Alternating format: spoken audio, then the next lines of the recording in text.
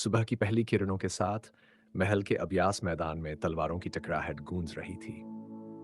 राजा अर्जुन और उनका सबसे भरोसेमंद योद्धा आर्यन आमने सामने थे। आर्यन अपने कौशल और निष्ठा के लिए प्रसिद्ध था और राजा अर्जुन को हमेशा उससे मुकाबला करना पसंद था।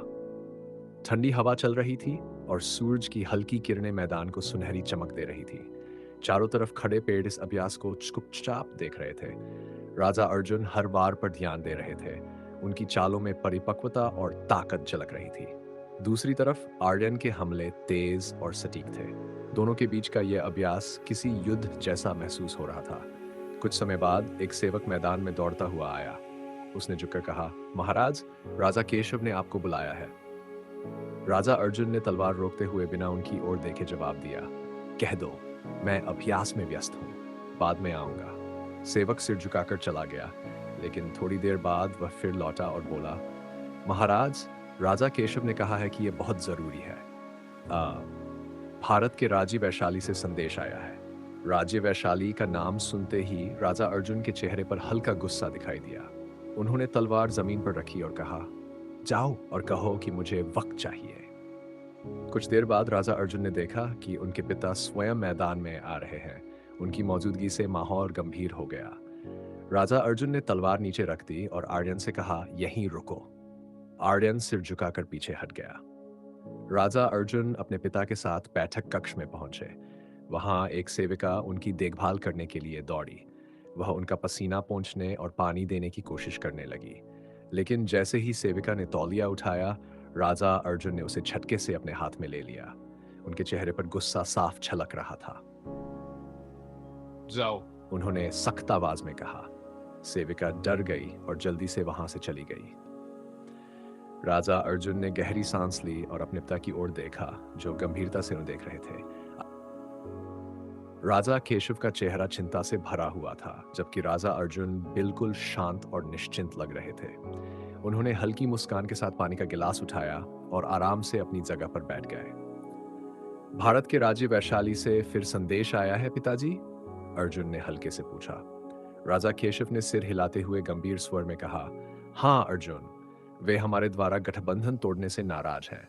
अब तो वे युद्ध की बात कर रहे हैं। अर्जुन ने हल्की हंसी के साथ पानी का एक और घूंट लिया। उनकी इस निश्चिंतता से राजा केशव परेशान हो गए। उन्हें सख्त आवाज में कहा, अर्जुन, ये बहुत गंभीर मामला है। अर्जुन ने गिलास नीचे रखा और सीधा अपने पिता की ओर देखा। मुझे परवाह नहीं है पिताजी, उन्हें आने दीजिए। हम हर मुश्किल का सामना करेंगे, लेकिन मैं उनकी राजकुमारी से शादी नहीं करूंगा। राजा केशव ने गहरी सांस ली और बोले, अर्जुन, राजा राजेंद्र की सेना बहुत बड़ी और ताकतवर है।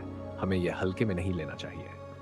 लेकिन अर्जुन ने दृढ़ता से कहा, मैं अपनी खुशी किसी राजनीतिक समझौते के लिए कुर्बान नहीं करूंगा। राजा केशव ने शांत स्वर में समझाने की कोशिश की, अर्जुन, कोई तुमसे उसे अपना पति जैसा मानने को नहीं कह रहा। बस उसे यहां ले आओ, वह महल के किसी कोने में रहेगी। उन्होंने फिर कहा, वह सिर्फ 18 साल की है, तुम्हारी आजादी में रुकावट नहीं बनेगी। और अगर वह सुंदर और शुद्ध है तो तुम्हें क्यों आपत्ति होनी चाहिए? अर्जुन का चेहरा शांत था। पिताजी, सुंदरता मुझे केवल एक पल के लिए आकर्षित करती है। मेरी रुचि जल्दी खत्म हो जाती है। राजा केशव ने झुंझलाते हुए कहा, तो कौन कह रहा है कि तुम उससे पति जैसा व्यवहार करो?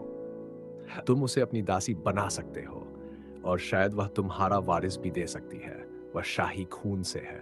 क्या तुम चाहोगे कि अगला राजा किसी साधारण दासी का बेटा हो? अर्जुन ने गहराई से सोचा।